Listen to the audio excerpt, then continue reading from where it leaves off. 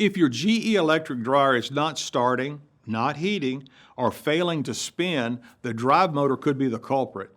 I'm David with AppliancePartsPros.com, and today I'll show you how to test and replace this important component. Don't worry if this is your first time working on an appliance. It's easier than you might think. Let's get started.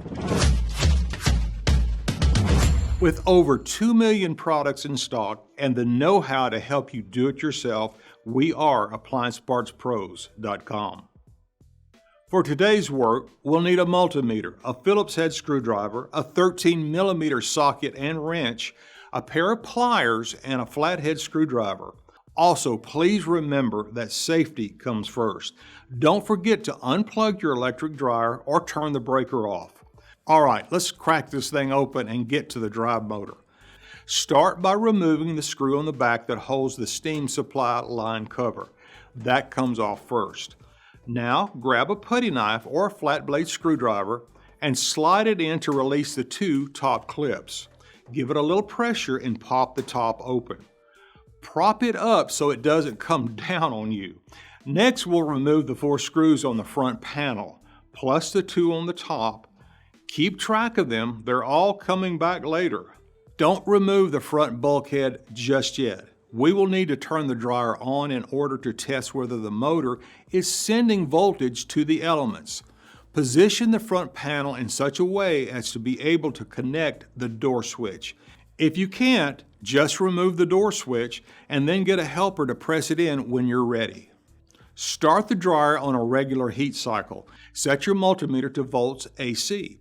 Place one probe on the top terminal, that's the red wire coming from the drive motor. Touch the other probe to the metal floor pan. You should see 120 volts AC. If you're getting that, the motor's doing its job. If you're not, the centrifugal switch isn't closing. That means the motor's failed and will need to be replaced. Unplug the door switch and the light connection.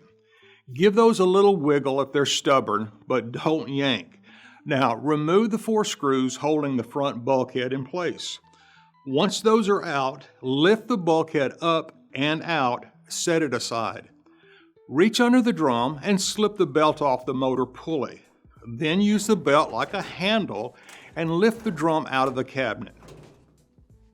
Starting at the front of the blower housing, remove the 2 screws holding the blower wheel cover. Set it aside. Place a pair of pliers or a crescent wrench on the belt pulley. Use your socket with a 13mm socket. Remove the nut by turning it to the right. Yes, it's backwards. Remove the blower wheel. And remove the wiring connector. Remove the 2 motor clips. The motor should now come out.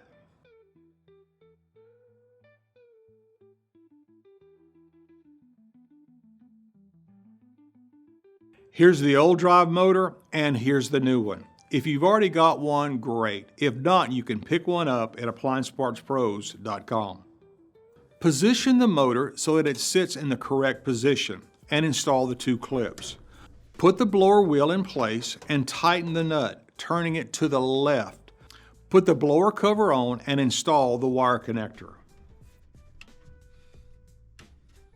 Set the drum back into place, resting it on the rear rollers. Use the belt to guide it in. Then reach underneath and loop the belt back around the motor pulley and tensioner. Grab the front bulkhead, set it into the mounting tabs, and line it up. Reinstall the 4 screws to hold it in place. Now reconnect the door switch harness and the drum light connector. Secure the front panel with the 4 screws at the front and the 2 at the top. Drop the top panel down and snap it back into place by pressing it into the 2 spring clips. Reinstall the screw that holds the steam supply line cover in place. That's it.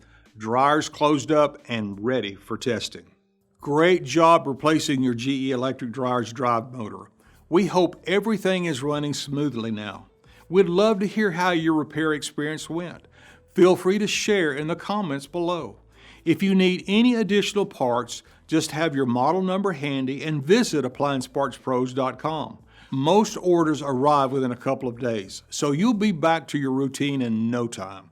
Thanks for letting us be part of your do-it-yourself adventure, and we look forward to seeing you on the next project.